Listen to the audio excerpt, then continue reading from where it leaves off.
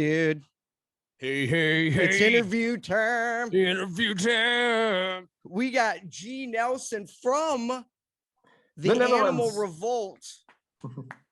And we've been playing you guys for a while. Dig the music. Thank you. I'm a fan. Appreciate that a lot. So I can tell that you obviously have a huge rock and roll influence in your life. By the way, it's a rock band. I mean, you guys are rock and roll. Yeah, my influence are in the early days Nirvana. Yeah, big Nirvana fan still. Green Day, one of my favorites. Offspring, Blink, and you can hear it in the music. Yeah, that Green Day album Dookie is one of the greatest full albums. Yeah, ever. It's so good from top to bottom. I remember a summer that we listened to that all the time. Like we would just put it in and hit play. It was such a good album. Oh yeah, that's a great one, Dookie, and it was called Dookie, which is hilarious. So, yeah, you gotta love that. It's a great concept. Yeah, absolutely. So let's do this little game that I like to do. First vinyl, first tape, and first CD you ever bought with your own money, not mom and dad's money, your money, your hard-earned cash. And now the vinyl, because we all have fluctuating ages, doesn't have to be when you were a little dude. It could have been your first vinyl could be from last year. Because I get a lot of, we got a lot of some Gen Zers on here that are like, yeah, I bought like 3 weeks ago, I bought, Muse on vinyl. And I'm like, oh, sweet, that counts. So what was your first vinyl you ever bought? Vinyl, that was really in my early days because I'm from the CD time. Yeah. The vinyl was already old at that time. So my first CD was, I think, Blur. Oh, yeah. That was during that Blur Oasis feud time? Yeah, when Song 2 came out. So I think 98. Yeah, that was a huge one. Is vinyl making a comeback in the Netherlands? Not really. Maybe some people who really dig it, but I think outside the Netherlands there's a bigger market for it. Yeah, I mean it's huge here. Like even the local, not local, but like the underground bands, the bands that I play that are not like haven't blown up yet, they press like limited edition vinyl. Okay. It's because everybody over here has to collect shit all the time. They always have to collect something. I don't know what it is. Maybe we have too much free time over here. But we're always collecting. So like, yeah, it's really big. I mean, even the younger kids are like, they buy like new bands that have pressed vinyl, like Mastodon. Okay. Or yeah. And it's kind of cool because the art is nice on the vinyl. You get that big piece of art. Yeah, that's really great. You can make great covers. If you look at the Beatles and the Stones, they have such great album covers. Yeah. And that's what you wanted to hear because it looked great. What was it? Oh my God. How drawn were you to the, like when you were a kid, like they just were like so good looking. You were like, it was almost scary to pick one up because you were like, it's too fragile, Yeah. Like, what about a tape? Do you remember the first, did you get a tape? Yeah, that must be Nirvana, Offspring, that time. Those types, same stuff. Yeah, those, and that's another thing that's making a huge comeback over here. Yeah? Yeah, really? because people want the analog sound. Yeah. And I mean, I guess, but like, you almost have to have the whole setup, right? In order to do like you got to have the analog, the receiver and the speakers. Yeah. Otherwise you're really getting a compressed sound anyway. So, but yeah, I think it's like I said, it's just people like to collect over here. Wow, it's cool because I teach and most of my students never heard of vinyl or tape. So they're all into Spotify, Apple Music, but no real physical disc anymore or even MP3. Did you keep all your discs from like, did you keep them all? Yeah. Yeah. I kept them all. Yeah, Yeah. me too. I made sure I kept them all because I was like, I remember being a kid and looking at my dad's vinyl collection. And I was like, I want to have that someday where someone can come over and be like, oh shit, you got, Blink 182, take off your, what was the one? Take off your pants and jacket. Also also a great title. Oh yeah, it's right here. Like I always thought that would be cool. So I kept them all and I have them displayed in my room and it looks pretty cool. I mean, Yeah. I never thought it would be equivalent to a vinyl collection though. I never That's did. really cool. Yeah. I never thought that it would just be streaming services because you don't get to have it. Yeah, you can't touch it. Yeah. It seems it's not yours. Yes. Remember like getting like one of those CDs like the Offspring and you pull out and you're like, oh, look at, they did a funny little handwritten thing and there's like a middle finger or whatever. Like those little bits are all gone. No one's Yeah, you doing could them. read the lyrics. So you Yeah. understood what they were singing. Yeah, the little Because how many booklets. times did you mess that up? And then you were like, oh, there it is. It's either that or you got to go karaoke. That's the way you can find out. It's how I learned English. So No kidding. listen to a lot of music, watch. We have subtitles, so we can hear the actual English language when we see movies or sitcoms or whatever. So it's really easy to learn English in the Netherlands. Oh, well, that's awesome. Because you don't have to go to school for it. Because it's a weird language, man. There's so many things mean the same thing. Like it's so redundant. Like there's just words you're like, we could probably cut 25% of the words out of the English language and we'd be good to go. Things mean the same thing. Like how many theirs do we need? Yeah. And how you pronounce something, it's the same word and you pronounce it the other way. Yeah, it's sometimes pretty hard. Yeah. It's supposed to be like the most confusing language ever. And I'm like, that's because was formed by people coming from all over the world, piling in this country and then being like, I got this little bit, I got this little bit, I got this little bit. So it's all like patchwork. It's like a patchwork language. Every once in a while, you'll hear like a little French in there, it's just everybody came over and was like, I got a good idea. And they all did. Except for it makes it a little bit harder. What's going on? Like, what are the big bands over there right now that like are hitting? Any rock ones, or is it pretty much all like what's the popular music over there right now? It's it was English, but now it's suddenly Dutch. Dutch rap, Dutch pop, and really big rock bands. The Foo Fighters still big, Imagine Dragons, Green Day is also still big, but the rock scene, it seems like it's disappearing. So, that's too bad too, because honestly, your part of the country, your part of the world seemed like they held on to it when everybody else bailed. There was still bands that were playing like really good. And I hate saying hair metal because like it puts it into a negative thing, but those bands had a lot of talented people in them, like Tesla or like some of those bands. And like you guys kept it going, I feel like. Whereas the rest of everybody else kind of bailed and just went dance music. Yeah, it seems we're returning now. So rock lost it here also from the dance music and the pop music, especially with the youngsters, with adolescents. Sure. If I say I play music, they always ask, do you make music with your computer or do you mean with instruments? Like it's crazy to play with instruments. You're like, really? There's only one. There's only the instruments. The other thing is different. It's programming. It's different because like with it, and I hope that doesn't ever get lost because it's I tried to play a lot of instruments. It wasn't my thing, but I understand that you're literally feeling it if you're playing guitar. Like your fingers are touching the strings. Like it's a whole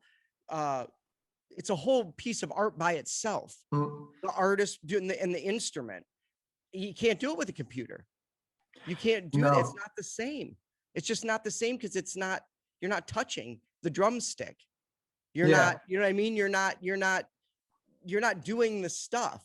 Like, so it's just different. it's You I can remember hear I it. I used to DJ vinyl when I would DJ back in the day at clubs and stuff back in Detroit. Mhm.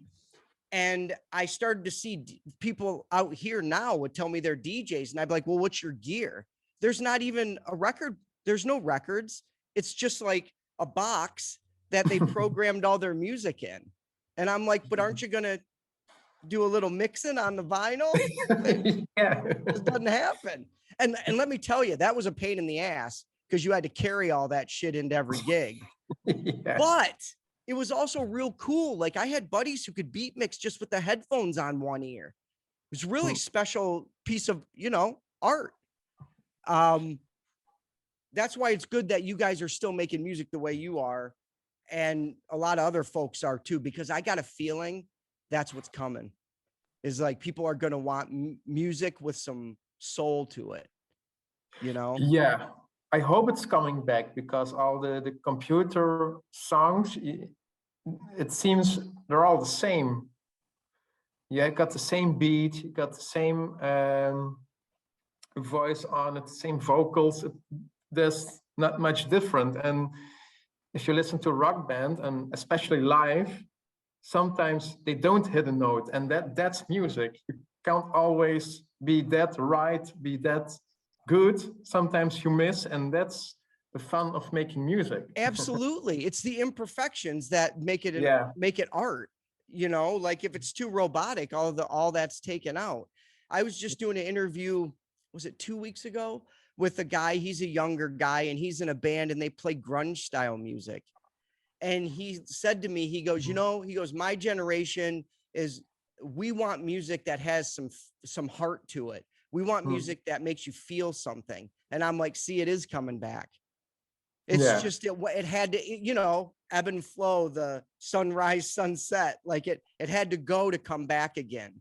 And I think people are hungry for it again because it's an art form and it needs to be treated as such. When you're listening to a song, you're listening to the artist play his instrument and you're listening to the lyrics and you're listening to how it all came together. You're listening to a partnership of a bunch of people that are doing this one thing together. It's not to be weird, it's kind of magical. Yeah, and it's also a lot of fun, and it brings people together, and you see the most people I know, the rock musicians. We have a big group on Twitter and everything. You see, it's America, Canada, Australia, England. Those are the countries where rock music is coming back, or is still a thing. Yeah, it's coming back. It's just coming back like a tidal wave. Like it's coming back like a tornado. It's just coming back so huge because there's always that, there's always that time when people are like, collectively, I'm done with this. And then they want something new. And that's what you guys are doing. You just, because it's, you got to push through and then eventually it gets huge again. And then, you go from having 50 to 100 people to 500 people because everybody's like, I want to go hear a rock band. Yeah. I want to go watch some dudes and ladies and everybody play music. I want to go see that because that's fun. Like you said, that's a fun part too, is being in the audience. And that's the big beers. We always joke about the big beers, like having a big beer with your friends and watching you guys play. That's a bonding experience for everyone in the room. Yeah, and the interaction and not some DJ who's pressing a button and you think he's having fun, but there's no connection with the audience. It's the drugs. The drugs are the thing that give you the connection. If you're on enough E or whatever, you're like, we're one. We are one human. No, dude, that's the drugs. Come on. That's the drugs. It's not. That's why it's so funny at a rock concert. It's just beer because you're having such a good time. You just want to get a little goofy to have even more fun. You know what I mean? It's a whole different experience. And I really don't want the youngest generation to not experience it because I can probably good 60-70% of the stories that I tell that are funny start off with me at a show. And then wherever that night goes, but it starts at the show, drinking beer and having a good time. Yeah, and now do some aggressive drugs or Too much. some kind of stuff. Yeah, and have a nice time with everybody in the room. Let's just do some beer and weed and keep it simple. Yeah. Worked in the 70s, we'll do it again. And in Yeah. the 90s. Well, the 90s, they got a little carried away with the heroin. So we're just going to keep that part out. Yeah. We got to Kurt keep all Cobain of our was great, musicians. but Yeah, we got to keep our musicians alive. yeah, exactly. Because otherwise, now look at like Nirvana. Like, what a bummer. But Yeah. but damn Grohl, Dave Grohl, never letting it die and coming up with this with Foo Fighters, which has made, I mean, now they're kind of, people make fun of them a little bit here because they're kind of like the rock band. But those albums were awesome. Yeah. Awesome. Yeah. And it kind of like, it was a slow progression out of grunge because grunge was so heavy to this kind of more fun, but still rock and fucking roll with Dave Grohl. Yeah. Unbelievable stuff. And also, like you say, it's a fun. He doesn't always take it seriously. They play really weird songs. And Taylor Hawkins, the poor guy, he did a great job at covering Queen and that sort of thing. Couldn't get out of it though. I think a lot of those guys couldn't get out of that style that it was before because they did a lot of drugs. They were doing hard drugs. I mean, if you listen to like Mother Love Bone and stuff, you can tell, oh no shit, they did heroin. The whole thing sounds like a rain cloud. Like it's so heavy. Like their music is so heavy because they were on heavy drugs. Dave Grohl seems like he probably had a couple beers and maybe a joint and just had fun. Yeah. And it comes through in the music. Did you ever hear his side project that he did called Probot? No, Check I didn't. that out. He did, it's a heavier album, but he brought in guest singers for like every track. So Lemmy's on one and like a bunch of other people. Oh, it's good stuff. Probot. Okay, I'm gonna look that up. It's got a really cool cover. It's got like this creepy robot, like kind of like the one from Queen, that Queen album where they're all dead. Yeah. Everybody's gonna be like, what's he talking about? Fucking album. So everything's going good with the Animal Revolt. You guys are kicking ass. You're gonna be able to do some gigs. Since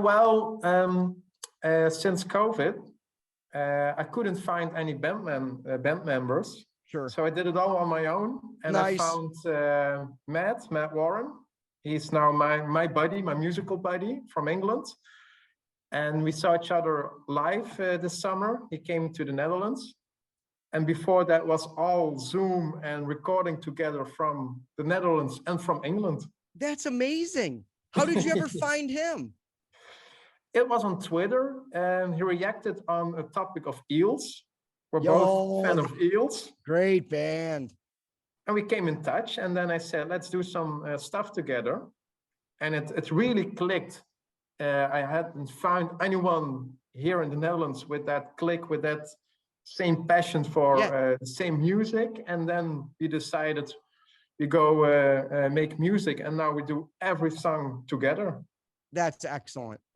What a cool thing that happened. Whenever people get pissy about the internet, I always hear stories like that and you're like, that's freaking awesome. Because you wouldn't have met.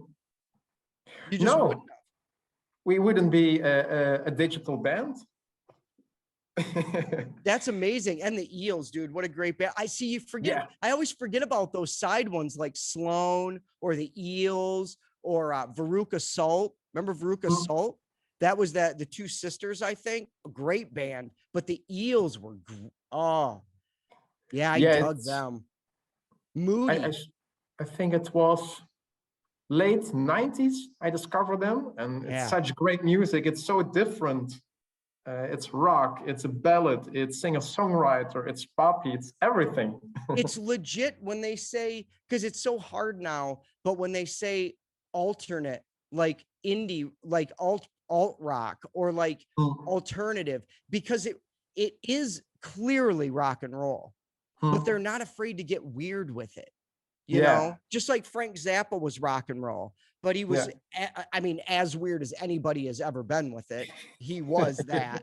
So like whenever I hear a band like I'm drawn to those bands because I love it when they know what they are and now they're trying to be outside it. Mhm. It's a hit or miss thing though. You never know if people are going to dig your music. Yeah, with the Perix, it's what we called Together. He also plays in the Animal Revolt, but I have Animal Revolt for the punk rock, the more heavy rock, and the Perix are everything. And we try to experiment with synthesizers. And Sweet. I use Serum. It's a lot. It's something used in the dance world, the EDM world, and I put it in some Animal Revolt stuff. Excellent. Because that stuff works with rock and roll. It just shouldn't be the only thing.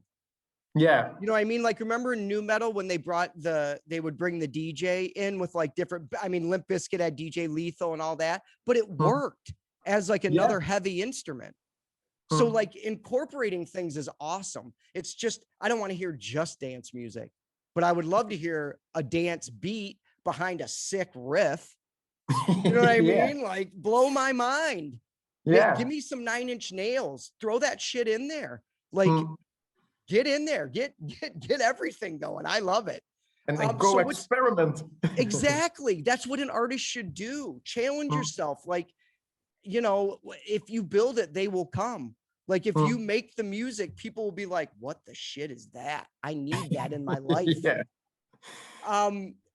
So what song would you like us to play after the interview? Now let you pick. And then if you didn't send it to us, just send it and we'll play it. Okay. I think my best song for me and also the best lyrics is 21 Years. Okay. So that's what we're playing. Yeah, it's also a concept album, 21 Years of Teenage Angst. That was the first song. And it's really about those dark teenage years where you are trying to find yourself, have a place in the world. Who am I? And you grow over that feeling, but still sometimes you feel like that teenager who didn't knew the world and who is afraid of something. And that's what the album's about. And that song puts it all together. Resonates. That feeling will stays with you. It's always good to have something. And that's easy to lock onto as a fan, as a listener, because everybody's felt that. And like you said, you feel it as an adult. Yeah. You know what I mean? Yeah. It's hopefully less frequent. Hopefully. But sometimes you just feel like that sad teenager, just maybe nervous teenager, or just not that confident. Yeah, totally. I absolutely, everybody feels it. It doesn't matter how old you get. It's just like I said, hopefully it diminishes a little by the time you're in your mid 30s or 40s. A little, you know. A little, yeah. Because everything's changing now. Yeah. You know, people are they're living longer, so now everything's elongated. Like, you know, like 40s are the new 30s. You know, it's always going to be different.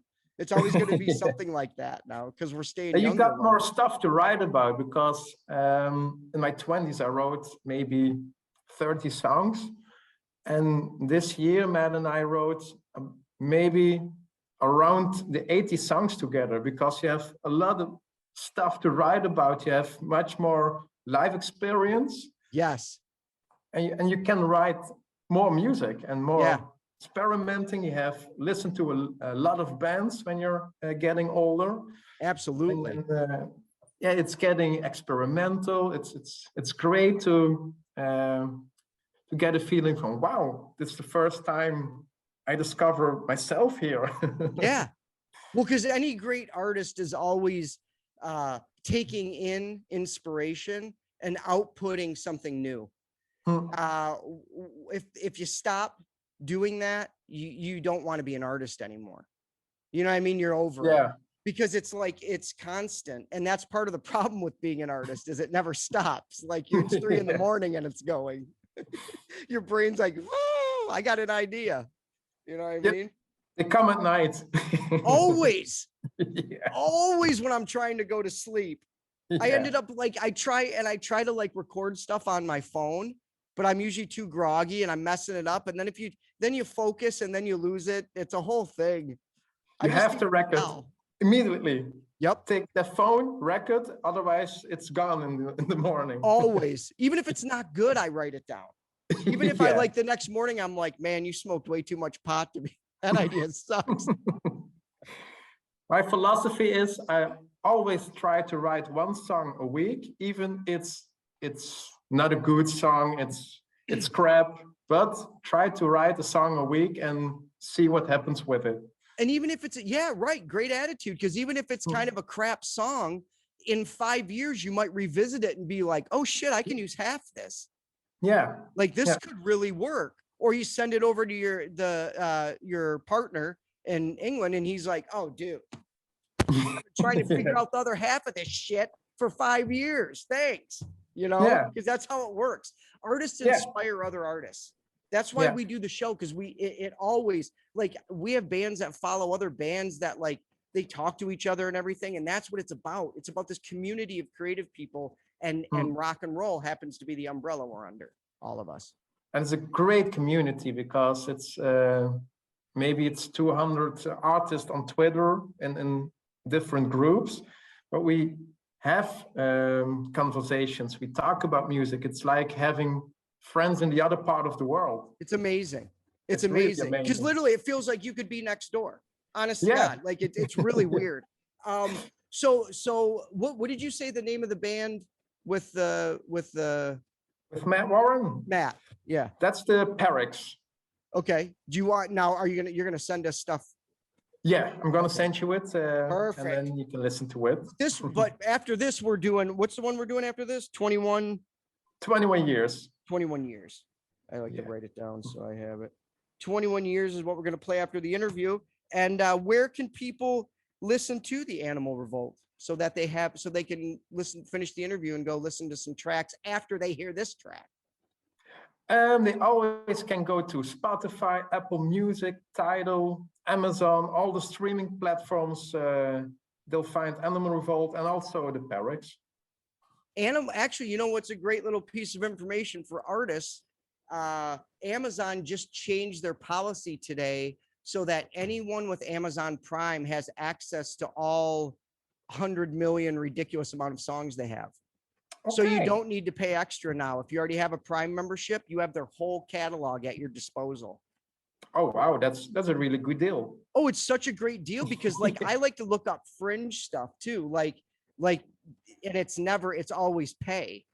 So like I've been paying for it. Now I'm just going to go on there. And I mean, that's amazing. Think about, you could just get to the weirdest part. You could go so weird with it if you have all that access. So great place to have your music because people can now listen to it for free.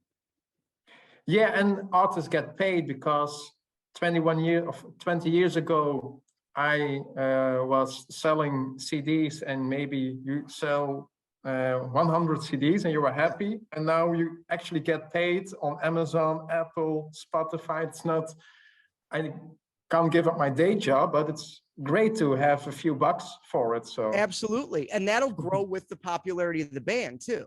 yeah. Yeah. You know what I mean? So it's like you're already getting exposure. I remember those days, man. I remember like seeing some kick-ass band play at like Michigan State or something, and then ponying up my beer-soaked $10 bill to get one of their fucking CDs. It was awesome. Yeah. I missed that shit. Gee, thanks, buddy. Thanks for calling in. And we're gonna have Thank you on you. again. We can get Matt on too next time if he wants. Yeah. Yeah, he will have to work because he's 1 hour before us. So I was really troubles with the hours. Yeah, well, it's not easy. You're a musician, not a mathematician. Yeah, and also a language teacher, so no math for me. You can, but just, yeah, we'll have you guys all on and we'll talk about the new band. Once you guys get the stuff that you want us to do it, we'll have you on again. And until then, everybody, check out the Animal Revolt, 21 years right now. Thanks again, brother, and we'll talk to you soon. Thank you. Later, my man.